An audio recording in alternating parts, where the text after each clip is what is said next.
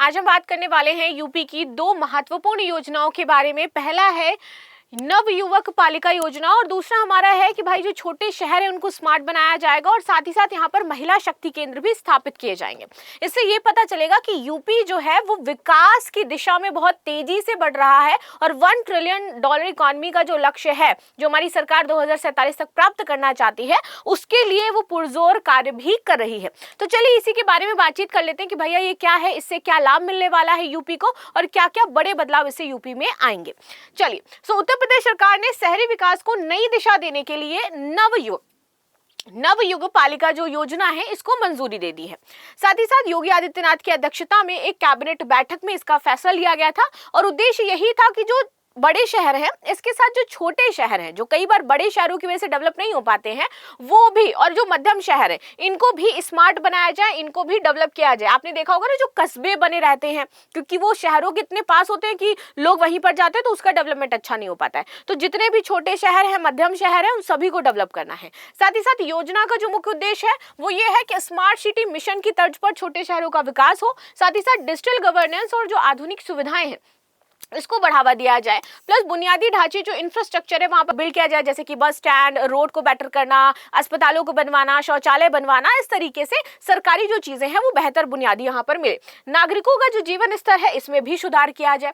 किन किन शहरों का यहाँ पर चयन किया गया है तो कुल 58 नगरीय निकाय इसमें शामिल है, 55 नगर पालिका परिषदें हैं और 3 नगर पंचायतें इसमें हो जाती हैं। 17 नगर निगम वाले जिलों को छोड़ करके बाकी जिला मुख्यालय यहाँ पर आपके चुन लिए गए हैं इसको लेकर के।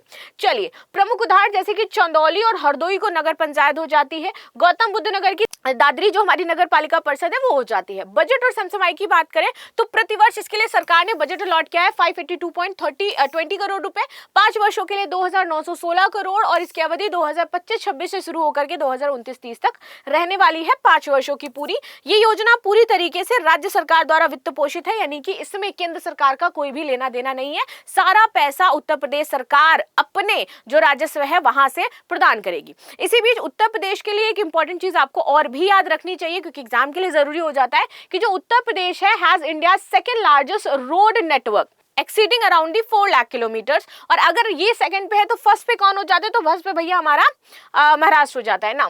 किन सुविधाओं का होगा विकास? सड़क और जल जो निकासी व्यवस्था है उसका, पेयजल आपूर्ति, स्ट्रीट लाइट और बिजली व्यवस्था का आधुनिकीकरण, पार्क, ऑडिटोरियम और प्रदर्शनी केंद्र, डिजिटल सेवाओं और ई गवर्नेंस का यहाँ पर विस्तार किया जाएगा। कैसे होगा क्रियान्वयन? तो जिला स्तर पर समितियां बनाई जाएंगी, इसके बाद राज्य स्तरीय तकनीकी समिति अंतिम मंजूरी आपको देगी इसकी। अब अन्य योजनाओं के साथ इसका कनेक्शन किया जाएगा जिसके जरिए वहां पर काम हो और शहरों को जनसंख्या के आधार पर 2 श्रेणियों में बांट दिया गया है ताकि जहां पर कम जनसंख्या है, जहां पर ज्यादा जनसंख्या, उसके अकॉर्डिंग हम यहां पर विकास कर पाए।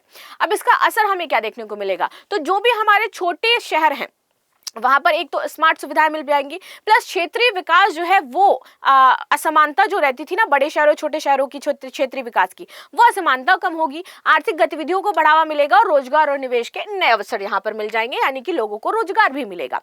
प्लस अब ये जो महिला शक्ति केंद्र ओपन किए जा रहे हैं इसका क्या हो जाता है? तो उप मुख्यमंत्री केशव प्रसाद मौर्य ने 100 ब्लॉक में महिला शक्ति केंद्र शुरू किए हैं।